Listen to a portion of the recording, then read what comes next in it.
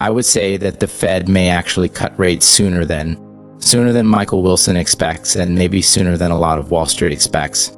And you say, well, Jim, isn't that good for stocks? And the answer is no, because the reason they're going to cut rates is because things are going to be much worse than even Wilson and others expect, which is going to cause the economy to crash. And then you will pivot, not because you want to, but because inflation might be zero, could be negative. We could actually be into deflation. We're already in disinflation. Disinflation is when you still have inflation that's coming down. That's disinflation. You still have inflation. In this interview, Jim Rickards discusses his views on the Federal Reserve's potential actions regarding interest rates and the economy. He suggests that the Fed may cut rates sooner than expected due to a looming economic downturn, driven by factors such as deflation and supply-side inflation. Rickards draws parallels to the Fed's actions in 2015 to 2018, where they raised rates despite weakening economic indicators, leading to a stock market crash. He emphasizes that the current situation resembles a similar scenario, with the Fed potentially facing a worse outcome. Rickards argues that while the Fed aims to control inflation, its tools only affect demand and not supply-side issues, leading to challenges in addressing the root causes of inflation. He notes that recent improvements in supply chain bottlenecks are due to reduced demand caused by the Fed's actions, indicating a downward spiral towards recession. Overall, Rickards paints a picture of an economy at risk of downturn, with the Fed's policies potentially exacerbating the situation rather than alleviating it. But it's coming down. Deflation is when prices actually go down. Inflation is negative. It's not a question of going up at a slower rate. It's a question of actually going down. And then that feeds on itself. That's a central banker's worst nightmare, because people say, why should I buy anything? I'll just sit in my money and wait for the price to come down. Maybe buy 6 months from now, or maybe wait a year. And then that feeds on itself. And then unemployment goes up, businesses shut down, stock markets crash, etc. And the Fed pretty quickly turns around and cuts rates. Now, we've actually seen this movie, and it wasn't that long ago. Go back to 2015, December 2015. That was the famous liftoff. Remember, interest rates had been at zero, I believe, for 6.5 years at that. Interest rate policy. And then Janet Yellen raises interest rates 25 basis points. Okay, it was a baby step, but at least they went up for the first time in 6 or 7 years. And actually, it was longer than that because they were at zero for 6 years.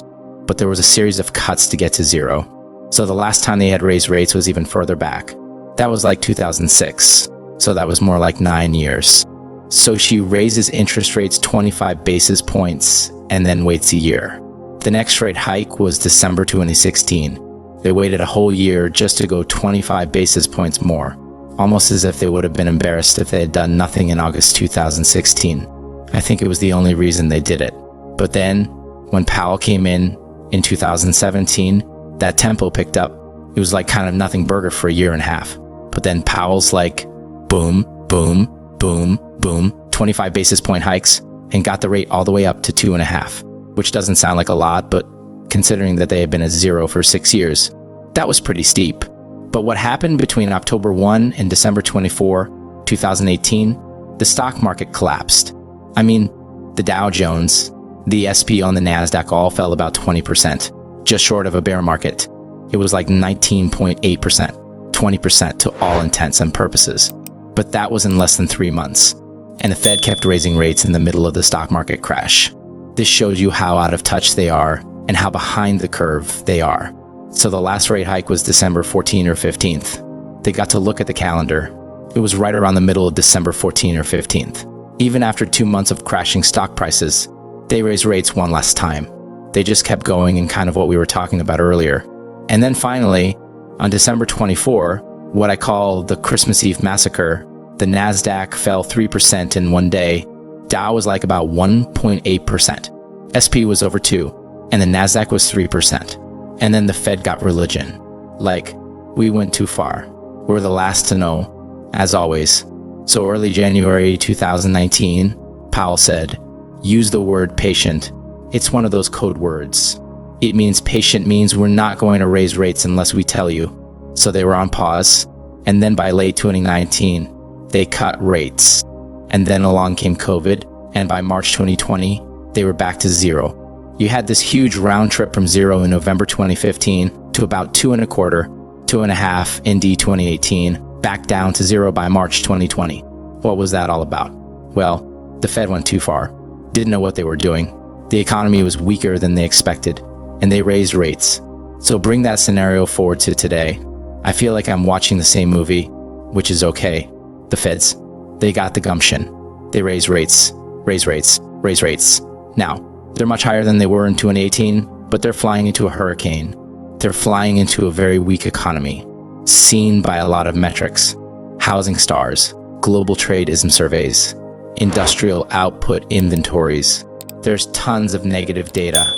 It's not the kind of thing that people doesn't make their headlines the way CPI does, but it's all there. It's hard data. So it looks like a bigger, better version of what happened in 2018, and I would expect a worse outcome. So my point is, the Fed may, in fact, cut rates sooner than Wall Street expects, sooner than Michael Wilson expects, but not for good reasons, but for very bad reasons, because we're in a severe recession.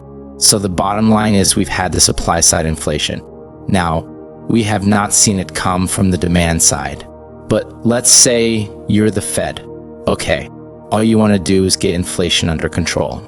You kind of don't care where it's coming from. You just want to get it down to 2%. So then the question is, okay, how is the Fed doing at getting inflation to the target, the 2% we talked about, and explain why that's their number? The answer is they're making progress, but they're not there yet. And this says a lot about what's going on in the stock market right now, because you go all the way back to August 26, 2022. That was JPAL's Jackson Hole speech. And he said inflation's. He didn't use the word out of control, but he said inflation is way too high. We're going to bring it down to our 2% target. We know unemployment is going to go up. We know we'll probably have recession. He did not use the R word. He didn't say recession, but he said growth will suffer. Unemployment will go up. That's just a fancy way of saying there's going to be a recession and we're not going to stop until we get there. And so in other words, too bad. Well, the Fed has no tools to affect the supply side. The Fed doesn't drive trucks. They don't drill for oil. They don't plant crops. They don't run tractors. They don't do anything that could alleviate the supply side problems. All the Fed can do is destroy demand. And that they can do. When you raise interest rates enough, mortgage rates go up, credit card rates go no, costs of working capital go up. All that tends to slow the economy, and it causes people to tighten their belts. But just think of the conundrum. The inflation is coming from the supply side. The Fed can't do anything about the supply side, but they can crush demand, which would reduce inflation. But how much do you have to crush demand when that's not the problem? It's coming from the supply side. How much demand do you have to destroy to actually affect the supply side? The answer is a lot, and this is what Jay Powell has been saying. Unemployment has to go up. We're going to be in a recession. We got to crush this thing before it gets out of control. And you got to crush it even more because that's not even where the inflation is coming from. It's coming from the supply side. Supply chain bottlenecks have been alleviated to some extent, not completely by any means. And it was always a case of popping up here and there. It's not like you went into a supermarket and all the shelves were bare. It wasn't East Germany in the 1950s, but something would be missing. It could be the peanut butter one day or the canned goods the next or spaghetti the week after that. That has alleviated to some extent. Not completely, but again, the reason it has been alleviated is a very bad one, which is that demand is down. In other words, the Fed is destroying demand, so people are buying less. So grocers and retailers and boutiques and suppliers are able to keep more things on the shelf. Not because all logistics problems have been solved, but because the demand is down. Because that's what the Fed is doing. So supply chain better? Yes. But for good reasons or bad reasons? Well, it's for bad reasons because demand is down. And that's another thing leading us into recession.